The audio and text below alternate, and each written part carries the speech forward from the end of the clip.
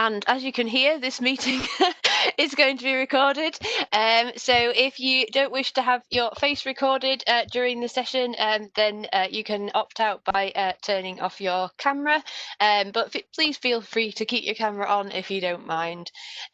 So I would like to introduce Dr. Alison Chand, who's both a colleague here at the Centre for History and a research associate and trainer at the Scottish Oral History Centre at Strathclyde, and a British Library Oral History Society trainer, who also does various bits and pieces of work as a freelance oral historian as well.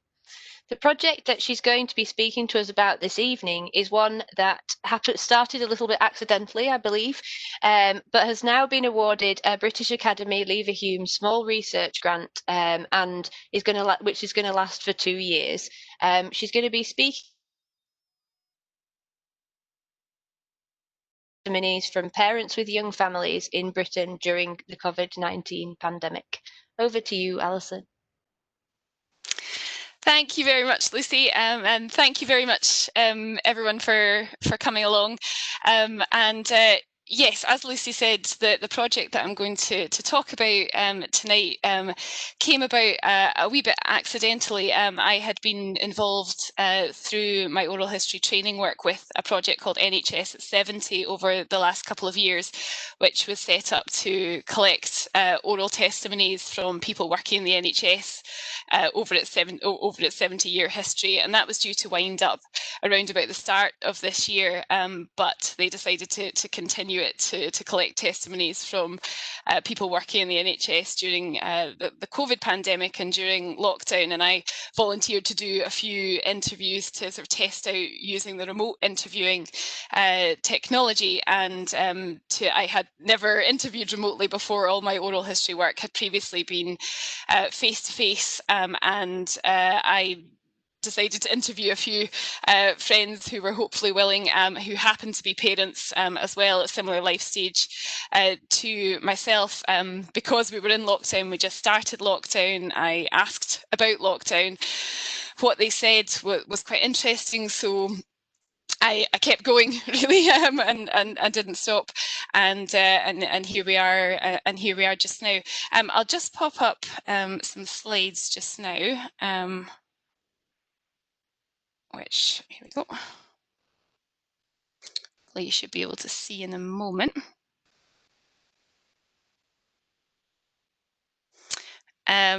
So oral history has quite a demonstrated value in recording times of crisis and traumatic events, and through my teaching work at the Scottish Oral History Centre at Strathclyde University, I had taught a bit previous to this on the use of oral history in times of crisis, quite different times of crisis to the one that we find ourselves in just now. These are some examples here on the slide.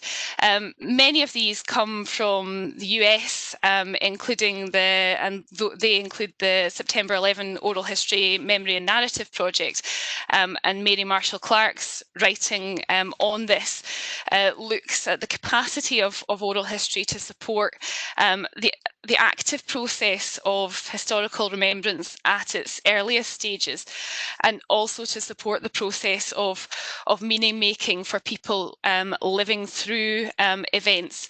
And in doing that, creating a sort of quite critical link, I think, between our past and our present, and how we interpret and read the events that we're living through in the future. And that's something that I think oral history is quite uniquely positioned to do. So this idea I was interested in bringing to parents' experiences of lockdown. As I said, a group of the population that I came to interview a wee bit accidentally because of the life stage I'm living through and who I started out interviewing. This was quite different from interviews that I had carried out in the past. My previous oral history research had focused on the reserved occupations in the Second World War, and as part of my PhD research into men and women working in reserved occupations, I think the youngest interviewee I had there was 86, and I was interviewing very much about a subject area that I didn't have, obviously did not have direct experience of. Similarly, in other projects that I've interviewed for, I've rarely had direct experience of the things that I've been interviewing people about, and was very much an outsider within the interviews, which had its own advantages and disadvantages. In this case, I have young children myself, and I was interviewing in much more of an insider position, I suppose, if you like, which I think changed the dynamic of things, again with pros and cons to it. But I did quite often find that people would say to me things like, "Well, you've got 3 children, so you know," and so I had to think of how to encourage people to tell me things that they thought that I knew anyway. As I've said, interviewing remotely was also something that was quite new to me, and in training people in doing oral history and using oral history, I and the centres that I work for usually encourage people to interview face-to-face for a more personal dynamic and a better sound quality. And indeed, at the start of lockdown, the British Library and the Oral History Society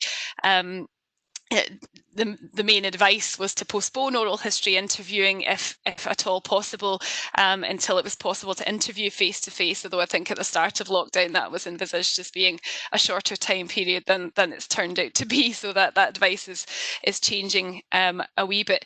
Because interviewing remotely and down a phone line, I interviewed for this project, and am interviewing for this project using an earpiece mic into an audio recorder, which doesn't have quite as good a sound quality, although it is acceptable to the archives. It doesn't have quite as good a sound quality as face-to-face interviewing, and also on the phone there's a lack of body language when talking to somebody.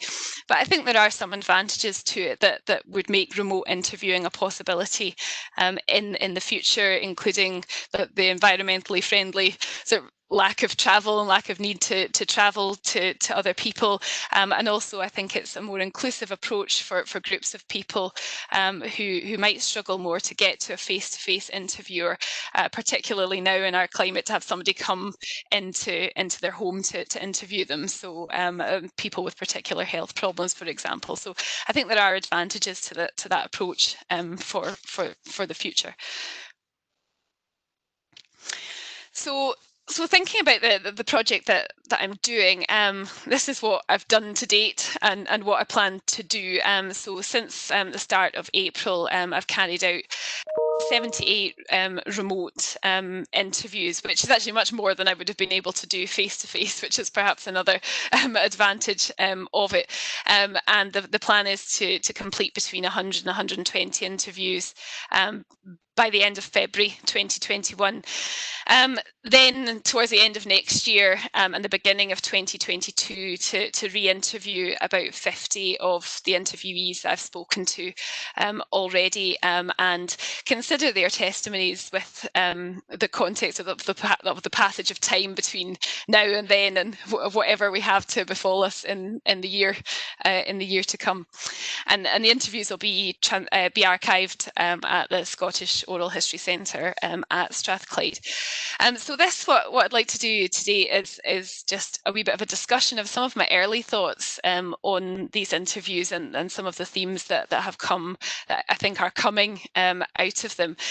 Because I'm looking at some of the early interviews that I did probably in April, May, June, the beginning of July is the time period that the interviews that I'm going to be talking about come from, and a lot of the interviews are also Scotland based, because that's where I started out, although the project as a whole will be looking at the whole of Britain, and that's I'm expanding out my interviewee base at the moment, so a lot of my more recent interviews come from the rest of Britain. So these are some of the areas that want to touch on. I'm going to take quite a broad brush approach to this tonight and just touch on a few of these areas that I think have come out of the interviews quite strongly and look to be of particular interest, and hopefully play quite a few extracts from the interviews, because I think it's always better to hear oral history than to read it, or just hear me reading it out. So after a slightly chaotic test at the start, we've established that does work. I have transcribed the extracts on the slides, so you'll be able to see them if for whatever reason you can't hear them, but hopefully you can. So the first area that I wanted to touch on and explore what and the first group of people, I suppose, that I would identify from my interviewees were mothers, women who were pregnant or who have been pregnant during lockdown and during the pandemic, and mothers and fathers of young babies, new babies, in the course of this year.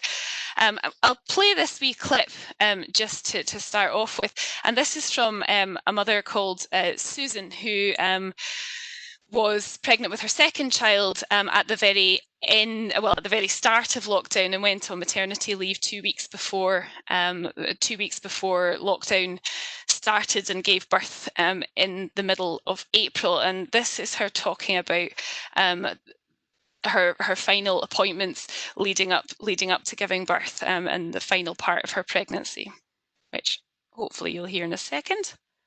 It was all just, I was in one appointment with the midwife just in floods of tears because they'd shut down the whole maternity ward essentially, and at that point I didn't even know if Kevin was going to be able to come in with me when I went into labour. So it was all a bit, it spoilt it really, that last sort of run up. It wasn't the relaxing period of coming onto maternity leave and having a couple of weeks to get myself organised and calm and things. I didn't have that like I'd had the first time I'd had when I had Rowan. So it was it hasn't stopped.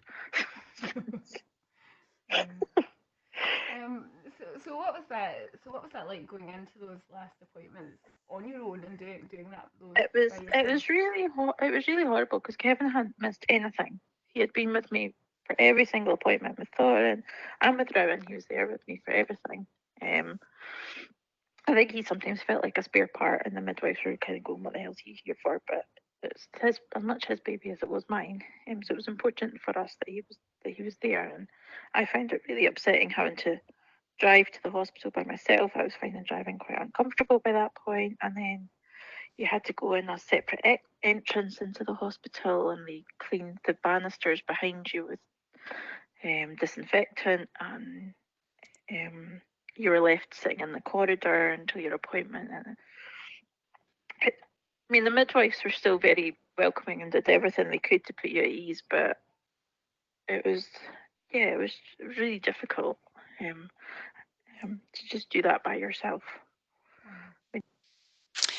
So I think it gives an idea, and I think what comes out of a lot of the interviews that I've done with women who were pregnant during this year was a sense of isolation and going to scans and appointments on their own. Also in this case, with a mother with older children having to have their partner doing childcare, so unable to come anyway, and the interviewees that I spoke to often reported being emotional and upset during this time, because of that feeling, and that came out quite strongly from a lot of the interviews I did with pregnant women. I also asked about maternity leave and experiences of being off and having that year off, or that 9 months off, or whatever, during lockdown, and there were mixed feelings about that I think have emerged so far. So as well as as well as discussing their pregnancies, many mums on maternity leave put forward a sense of having missed out. And you see in the first extract here from a mother who gave birth in November, she said she felt that relationships she was going to build with other mothers weren't really the same now. She felt lucky that she'd had several months before that, and had some time having what she called a proper maternity leave, but said it wasn't really the same now. And often words like spoiled and robbed and stolen came up in the interviews when talking about maternity leave. But also, and this came up in relation to general life with children, some mums of new babies reported that the positive factor of a lack of pressure. And the second extract here comes from another mum who gave birth to her second child in April, and she sort of welcomed being forced into a bit of a slower pace of life. And said she thought having a newborn in lockdown, that part of the positives for her were being at home and not having to go out anywhere, not having the pressure to go out anywhere, and having that stress taken away from her to get out at a particular time and to go and take her older child to childcare and groups at a particular time. So there were mixed aspects came out there. I also spoke to fathers as well of new babies,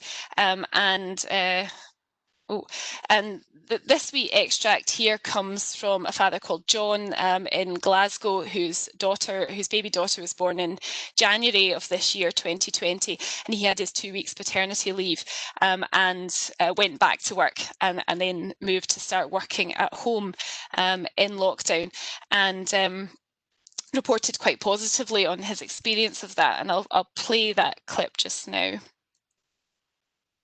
So what I've found positive is I've managed to spend a vast amount more time with my 3-month-old daughter than I normally would have. My job usually involves me travelling around Scotland on a weekly or daily basis, and sometimes even down to London. And since the lockdown, I've not had long journeys or commutes, and I've been able to have lunch with my wife and hold the baby while I'm reading an email and she nips off for a shower or things like that. Just small pockets of time with my daughter that I otherwise would never get to spend. And because of that, I get to see things like the other day she started turning her head so she would see the direction she's travelling in if you were carrying her, whereas before she was just a sack of spuds over your shoulder. Whereas in that little change, I was able to just catch that as it happened, and it's quite a magical thing. So there's that.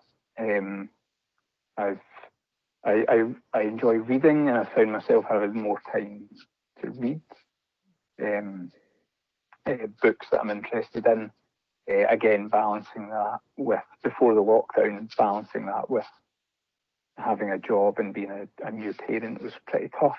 Whereas I feel the lockdown has allowed me to maintain some balance of that personal interest. So yeah, and that's balanced against some negatives, not being able to see my parents. We've had holidays up and coming that have been cancelled. That sort of thing, that's pretty bad. But it's, time spent with my wife and daughters outweighs all of that. Yeah, so it's quite a very positive presentation of that time period from a father. So, as regards babies and pregnancies, while I think a lot of isolating elements and quite emotional testimonies about the isolating elements of pregnancy, and also concerns about the birth and what that would involve, and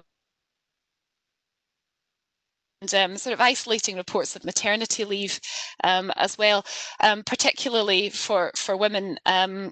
Also the people I spoke to did report positive aspects of that experience for them. And I do actually want to further explore the idea of gendered experience, of parents having a gendered experience of lockdown later on in this research, once I've looked into these interviews a bit more. So out of maternity leave and into working at home with young children, and as part of that I've spoken to a lot of mothers and fathers in working roles, in some cases where both parents were working, in some cases where one was, and try to have a look at different perspectives at that, of that.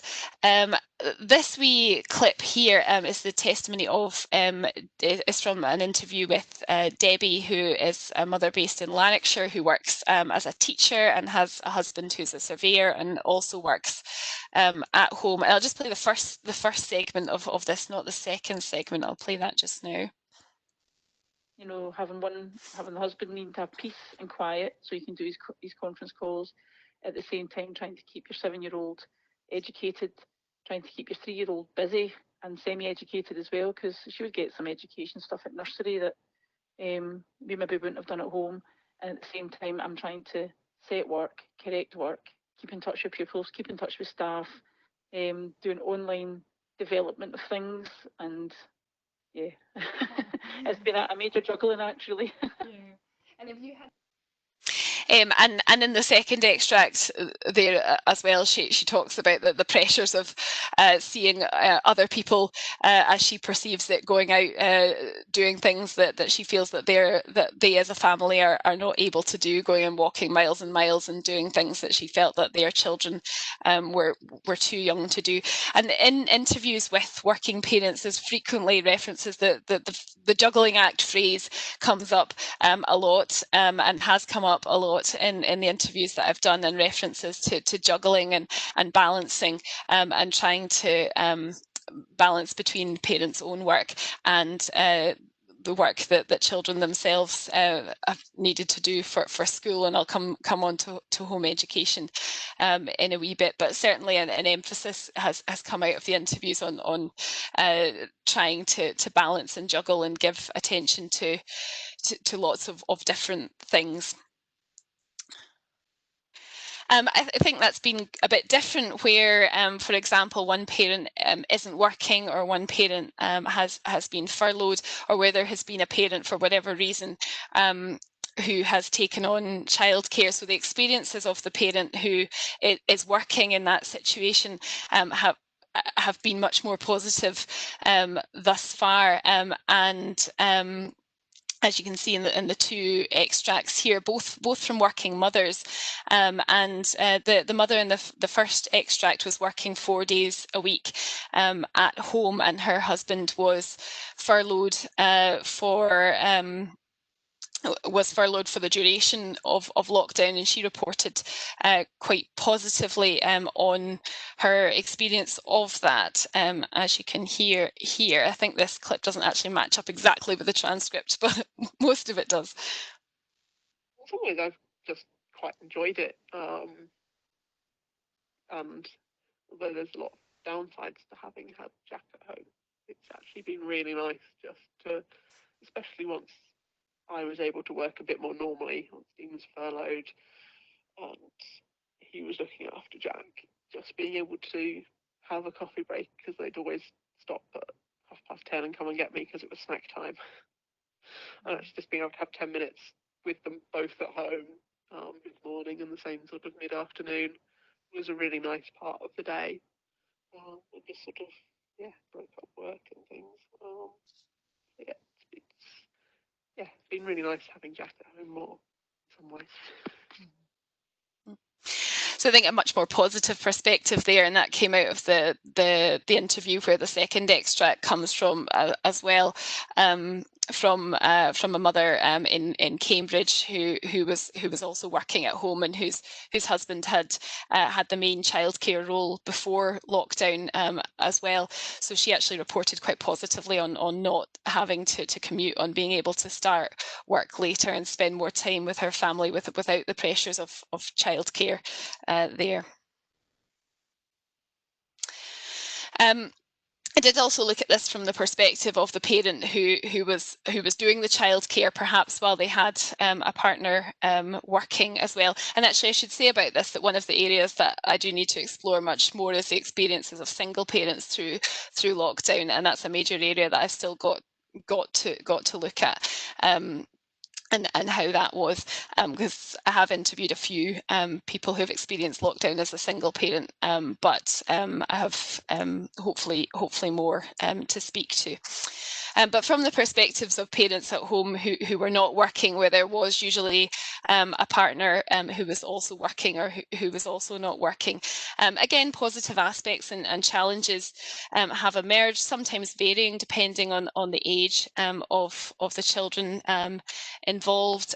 This interviewee is a mother who has been the main carer for her children before lockdown and after. She has two children who were 7 and 4 through lockdown, and this is what she said. Well, this is part of what she said about what she felt able to do with her children in lockdown. The transition, the girls were very keen at the beginning. They were really keen because it was something new and it was something different, I guess. My youngest wasn't at school, so she was in like her preschool year at nursery, but obviously keen to do what her sister was doing. So at the beginning, it was all going very well. The enthusiasm was there from all of us, like I think myself included. And it was just an infant, like it was something different, I guess. So they were keen to do it. I wasn't working, so I had time at home, and I was keen, obviously, to do it, to maybe get them find something that they maybe don't get to do at school that they've got a passion for, and whether that's like art or drawing or some sort of creative thing, and then spend a bit more time on that. So at the beginning it was going really, really well. I would say the home learning when they were keen, and when I was probably a bit more enthusiastic about it, but it did dip off. We didn't sustain that level of that energy throughout. So I think there comes a perspective of having a bit of time to actually do things with children that perhaps there might not otherwise have been time to do. But even in this case, the mum reports an enthusiasm kind of wearing off and a dip in enthusiasm, which we're probably all familiar with in lockdown. But a lot of parents, I think, reported an initial enthusiasm, and a lot of people said that it felt like a family holiday, except that you were at home at the beginning, but that changed as time progressed, and sort of energy levels dipped. The experience of being at home as the main carer while the other person in the house was working, and with very young children, is also often depicted as a bit isolated, lacking in variety. And these extracts all come from an interview with a mother who was on maternity leave in lockdown, actually, but whose husband was working full-time hours, and she talked a lot about spending all of her time with her child, and said that it's not terrible, but it's hard to keep her entertained, and quite often used the word repetitive sort of throughout the interview. She was always at pains to say it's not hard, it's not terrible. You can see that even in these quite short extracts, and pointed to feeling grateful about it, but often said, well, she's in the third extract here, you can see that she said she finds she's either feeding or tidying up from feeding or putting her down from a nap all day, sort of emphasising that repetitiveness, and talks about running out of things to do with her daughter. So there's sort of problematic elements that came with that, and different challenges that were presented to parents who were acting as the main carers for their children, although they did often report feeling lucky and feeling grateful for being able to do that with their children. There were particular challenges in some cases for parents who worked as key workers, and I've spoken to quite a few parents who were are in key worker roles and work for the NHS and in other key worker positions, who were entitled to childcare during lockdown, but there were problems and issues connected with that.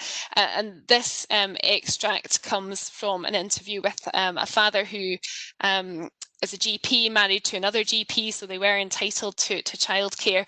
And this is him talking about the decision-making process about whether to use that childcare.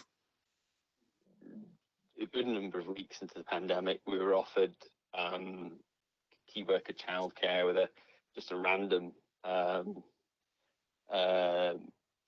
what they called childminder. That's it. Yes, that's it. Someone that we'd never heard of. You know, that was just sort of randomly allocated, and we decided that we didn't want to do that for several reasons. One is, you know, I think there's a world of difference between being a key worker that's just dealing with the general public and being someone who's otherwise well and unlikely to be badly affected by coronavirus, who is dealing with ill people day to day. Now, we try very hard not to deal with people that we think have coronavirus. There's pathways in place so that if we think they have coronavirus, we don't have to come into contact with them. But we know that the virus is far more complex than just presenting with a cough and a fever, as the government would have us believe. So it's very likely that we'll come into contact with people with coronavirus in my day-to-day work. So we didn't want to be affecting childminders or potentially the parents of other children that Lucy might pass it on to as well. So we decided just to look after ourselves. So and just reduce our kind of working commitments. So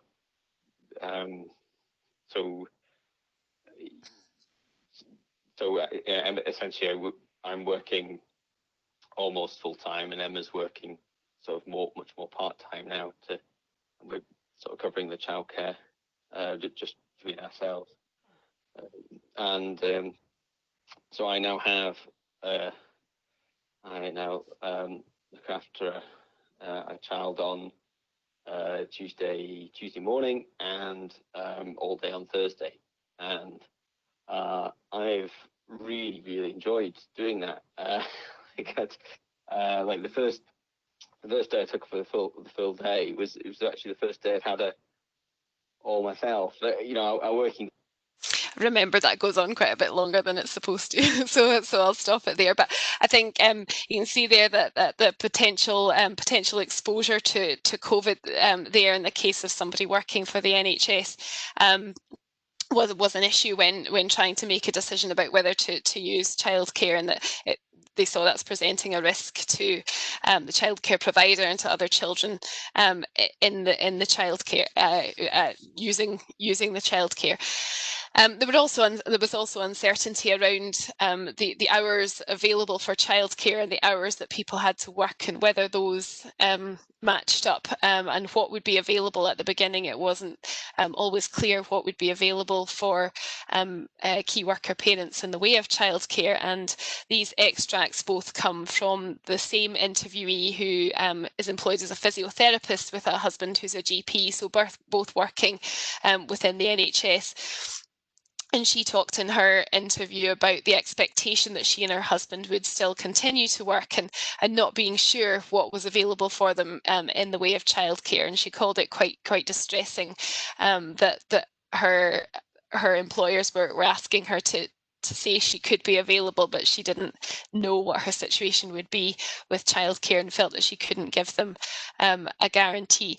And she also reported an element of guilt there at wanting to be at home with her children and feeling guilty about sending them into childcare and wanting to keep them safe at home. And that was, I think, quite a common sentiment among parents who were using the childcare hubs in lockdown. For others, they reported it working much more normally. Laura, the interviewee who said the first extract, a police officer in Liverpool talked about life feeling really quite normal for her. She had a husband who was also a police officer, both of them going out to work, and their children were in their normal nursery that they would normally go to, and they were able to work things just in the way that they normally did. Whereas others like Mark, who was also a physiotherapist based in Lanarkshire, were able to make tweaks to their working hours to make it work, and then reported things being feeling much more normal. So quite a few different experiences of working with children emerged. The next area, one of the quite major areas that I asked about in the interviews, was home education, and again, as with working at home with children, and actually these two are kind of interlinked in a way, because the work and the education had to happen often at the same time. So quite often reference was made to balancing the needs of working adults and children, and balancing the needs of two different children, particularly in the case of these extracts, dealing with having preschool children in the house, as well as children of school age. And these extracts, the first one is from a father who's talking about dealing with his children's education while his wife is working in the house, and says it's quite difficult to try and provide activities for his youngest child, who was not yet at school, while also trying to help his oldest daughter do her schoolwork. And in the second extract, we've seen an extract from this mother before. She works 4 days a week, but her husband is a full-time carer for the children. But she says even in that case, her husband can't do the schoolwork at the same time as the youngest one is awake, and calls it impossible to be able to do it. This is another perspective on home education here, from where both parents are working, and I'll just play this one here. It started off so well. It started off really well. And then I was so grateful to have the Easter break, because then I could catch up, because the problem is I'm trying to work during the day, Paul's working during the day, and then the girls are supposed to have school during the day, and it's just not feasible. And I cannot lie, when I hear the bing of Google Classroom first thing in the morning, it's the most horrendous sound in the world, because I'm like, oh, it's more work I've not done. And I know we shouldn't be overly trying to achieve all these tasks, but inside me I still want to be that good student, and I want them to be that good student, and I'm like, they really should be doing them. So I did catch up with everything during the Easter holidays, and now I'm back in the situation where they've done school on Monday, and then I've been working the rest of the week, so I've not had time to sit and do it. And then when I do want to do it with them, they don't want to do it, and I don't force it. And I think I am trying to be very aware of, it's more important they're safe, they're happy, they're playing well with each other, and rather than necessarily learning. Oh, and I try to do other things. Can I just say that BBC bite-sized programme at 9 AM in the morning, you can watch it anytime. That is amazing, because they love Kareem, and he always still does Strictly Dancing in it. That has been really helpful. So I thank the BBC for that, because that's at least, I feel they're getting 20 minutes of education every day, at least that. And I'm trying to encourage educational technology and educational tasks without it being school and without it being the Google Classroom. So yeah, I do. It is a challenge when you're trying to work, and I feel really sorry for people that are having to work full time. I'm not supposed to work full time.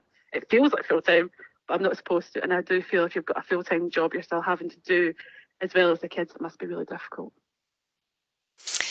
So I think it's quite an interesting reflection on technology there, as something that's enabling the schoolwork to happen at home, and education to happen at home, but also adding quite a lot of stress and pressure to parents to be doing things. And that's again another area, I think, there's scope to go into a bit more the negative and positive impacts of technology on learning, and also on communication. This is a perspective of a parent who's a key worker parent, a mother who's a physiotherapist. We've seen some extracts from her before, having to actually go out to work in a hospital, within school hours, while her children are in the childcare hub. And the childcare hubs didn't provide schooling and education for children. It was really just childcare. So she was coming home and her husband was coming home, and they were having to do schoolwork once they got home. So she goes through in this extract here her process of starting schoolwork at 7 o'clock at night and doing it through until 9:15 past the children's bedtime. And she also reflects quite interestingly here on the challenges of trying to meet the needs of having a child on the autistic spectrum, and educate a child with particular needs that she felt that she wasn't able to meet in lockdown. And in cases where parents have struggled to engage their children with education, there's often a comment that from them of feeling like they're failing at doing it and feeling like they're not being able to do it properly. There's also a cult in the second extract on this slide. She also presents a kind of cultural challenge with education. This particular interviewee is from the Congo, and felt that because her background was not in being educated in English, that added an extra dimension to what she was trying to do with her children, and added an extra level of difficulty to the challenge that she was presented with.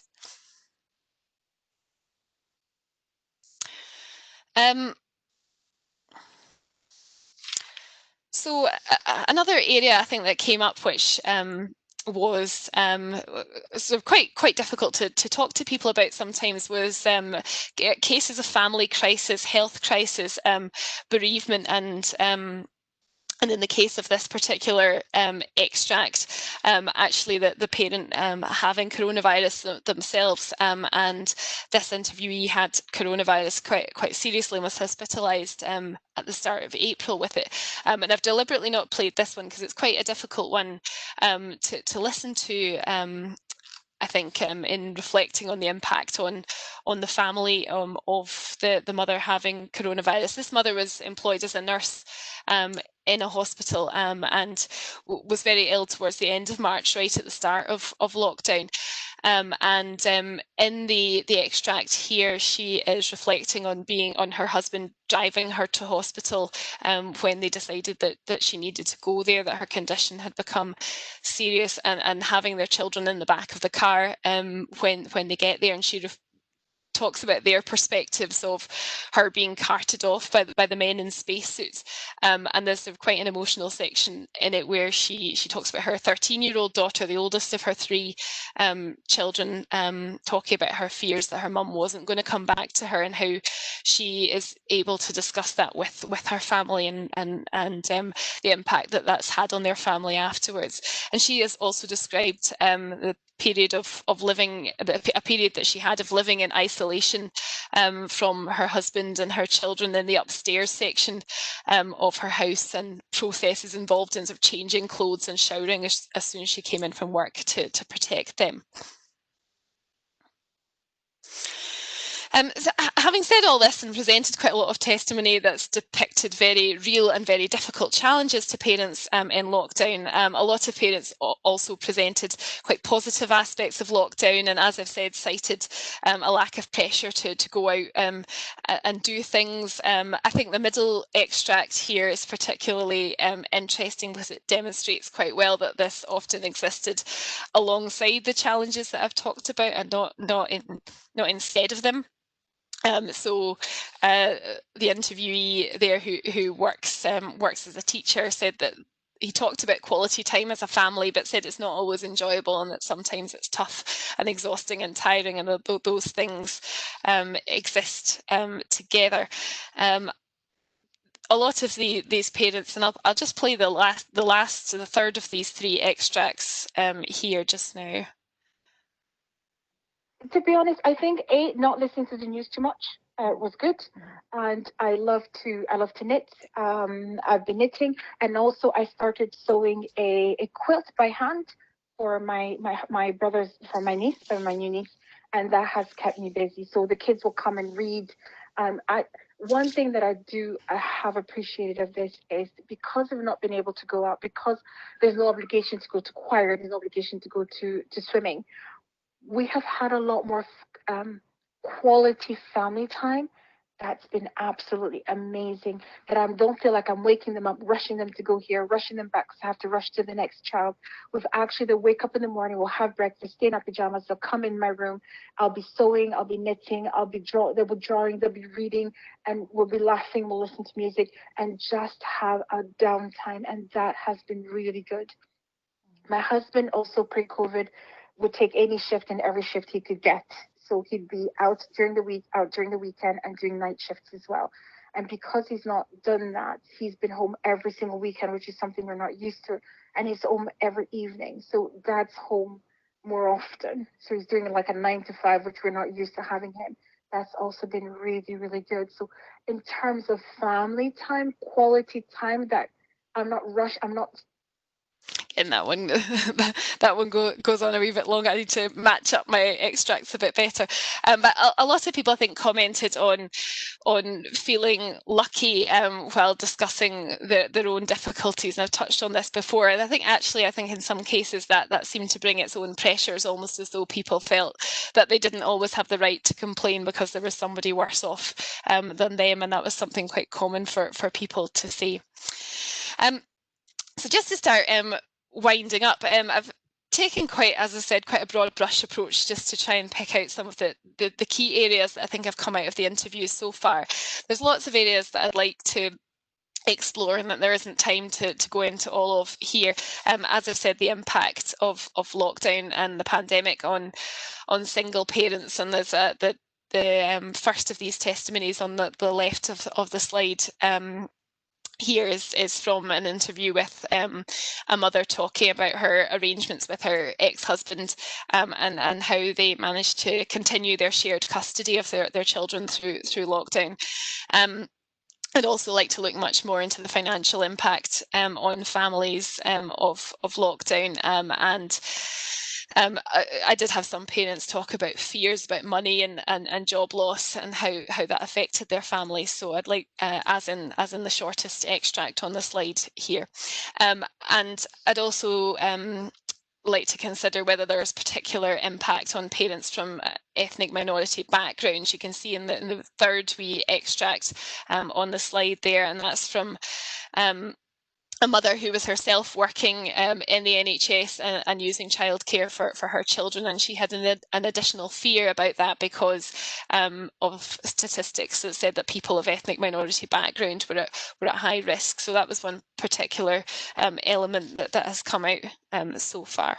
And as I've said, also I'd like to look at the impact of the passage of time on how parents construct their memories and construct their narratives of lockdown by doing interviews kind of later on next year and at the beginning of the year after.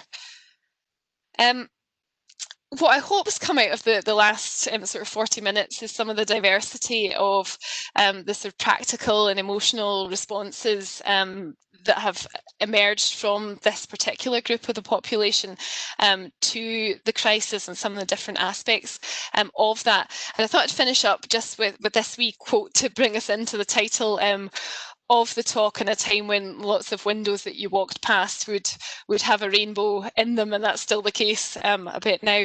And parents' different reasons for doing that is another area to explore entirely. But for now, and to finish off, I quite liked this one because I think we probably all need a bit of light at the end of the tunnel and a rainbow after the storm. So I thought it was a nice sentiment to finish with. And I will come out of sharing that just now. Thanks very much, Alison. so hard to do the clapping on this. It's one of the there should be like the little hand up icon. There should be a little clap icon or something. But thanks so much for that. I would like to open the floor to questions from the audience, please.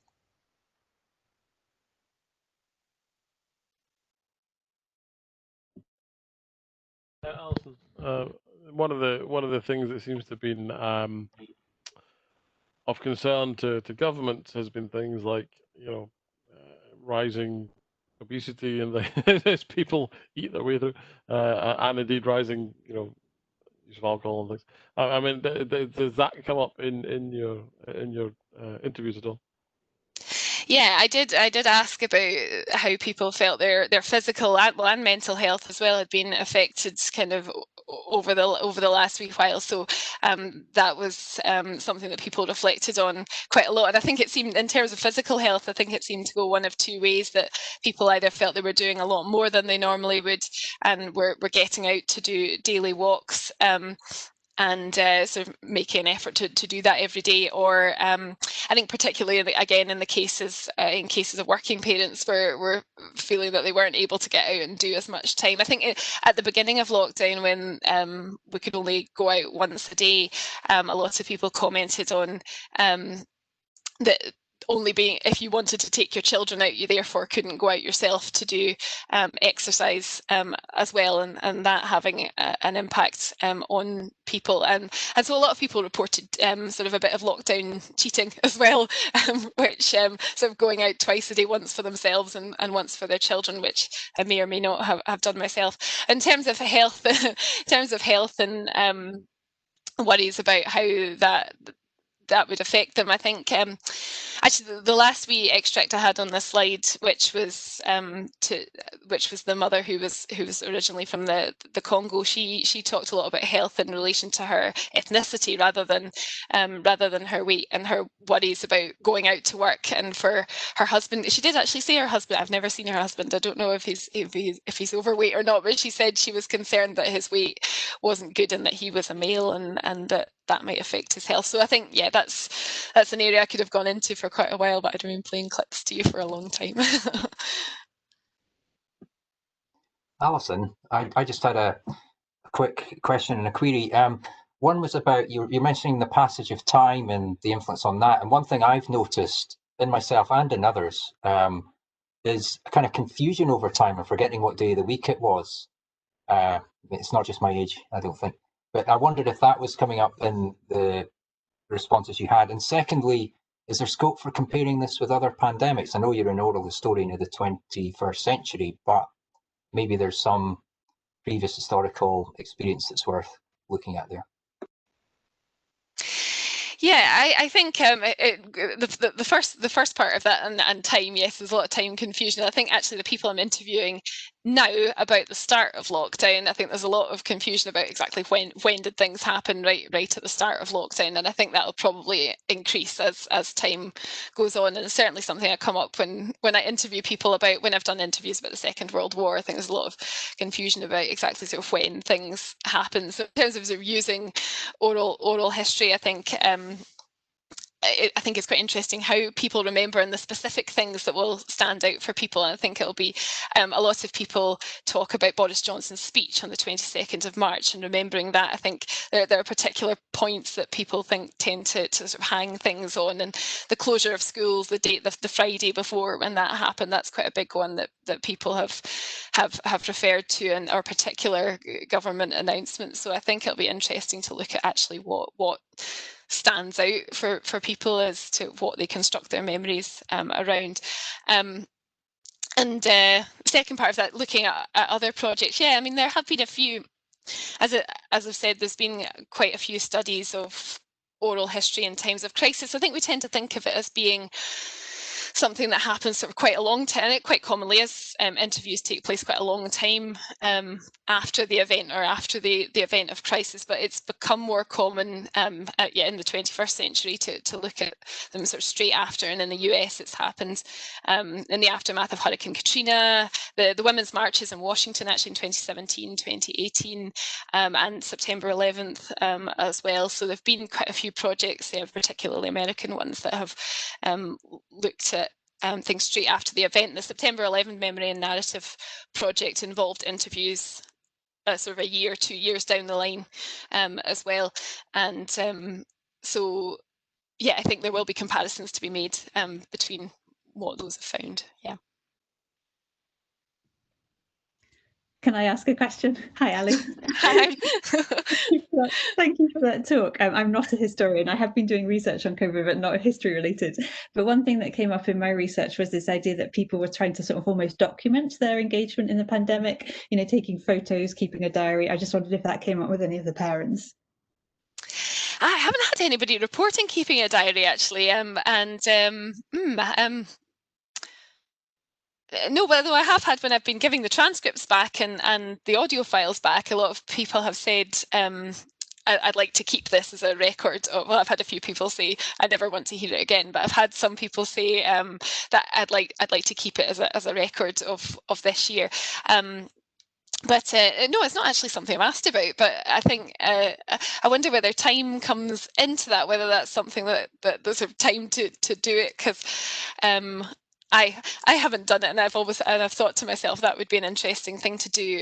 People have done a couple of things, sort of craft related and things. I know people have talked about sort of making mementos and sort of handprints and things, sort of family handprints of with a particular date on it, and sort of the so-and-so family in lockdown 2020. So wee mementos like that, I think have come up. I might start asking about it now, though. I was just going to say, Alison, it's really interesting. I got a WhatsApp diary of homeschooling from my sister for the first couple of weeks while she was still quite excited about doing the homeschool. I mean, she was working at the same time, so you wouldn't get it every day, but the days that she was able to really engage with them and take them out for bike rides and doing experiments with them and stuff, I used to get little WhatsApp videos of their video diary, but it was only the first 2 weeks. The enthusiasm obviously waned there too.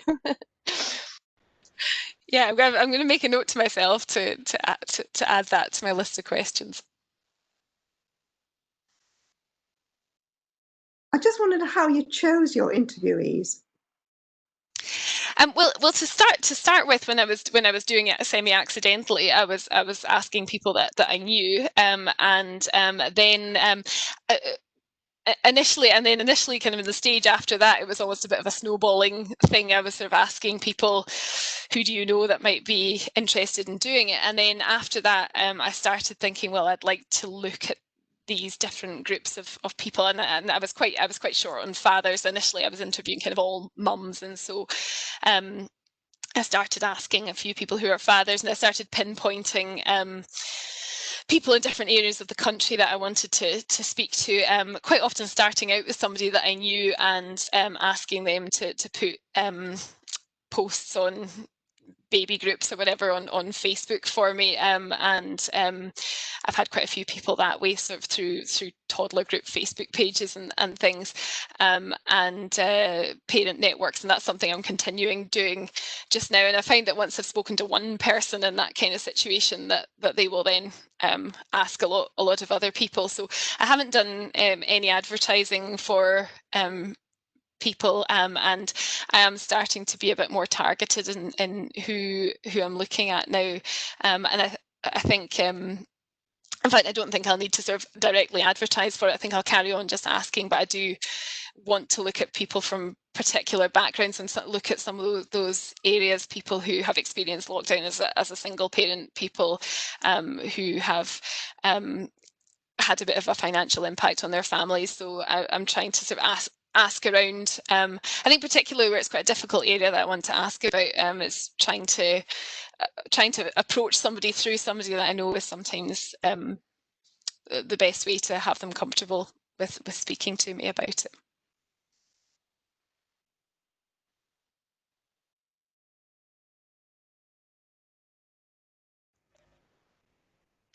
I might take the advantage of being the chair and ask a question myself. I was really interested when you were talking about the experience of the pregnant women going into hospital for their last appointments quite early on, and I wondered if you'd thought about, obviously not in this specific project, but the other side of that story, like interviewing the midwives, to see, because I suspect it was quite emotional for them also. I just wondered if you'd thought about ways it could branch off from. I mean, I know it's only early days, but that was my. I just wondered. Yeah, I think there's lots of groups of people who I think would be, because I think this is. as I said at the start, it's a really different kind of crisis to some of the oral histories that I've looked at and that I've taught before in relation to crisis are quite different, because the population that they affect tends to be sort of relatively contained, whereas this one sort of affects everybody in some way. And yeah, I think the midwives is a really interesting one. I think a project I'd like to do somewhere down the line is to speak to sort of shielding, people who are shielding in lockdown, and I think maybe at some point before I retire, sort of speak to the children of lockdown, people who have children who have done exams, who have gone through the exam fiasco. So yeah, I'll just keep interviewing for the next 40-50 years, and should get through quite a few groups.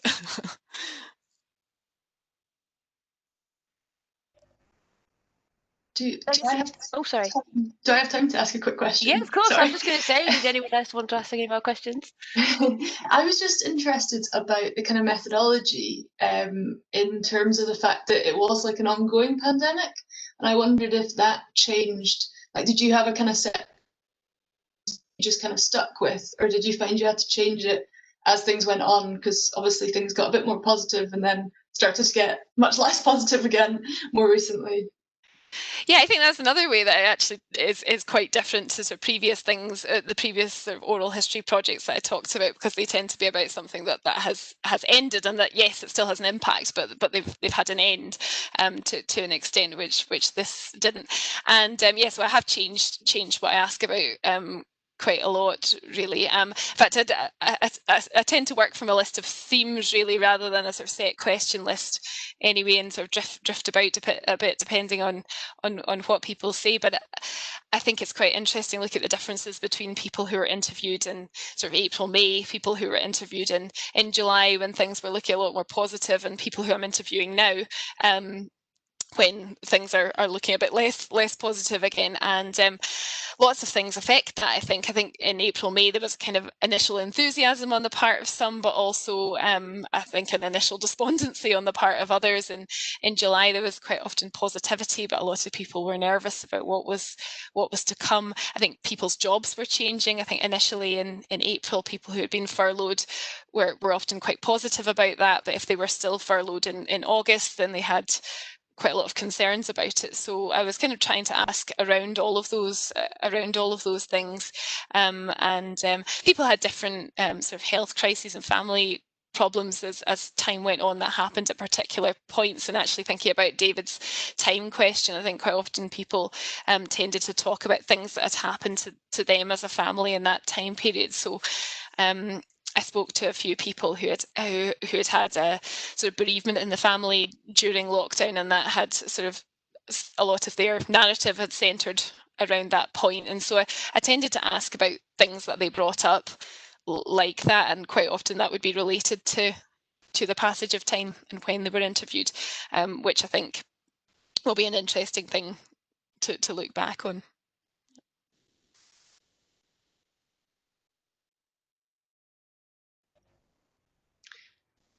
Well, I just wanted to say, is there any one last question, or are we letting Alison off the hot seat for the evening?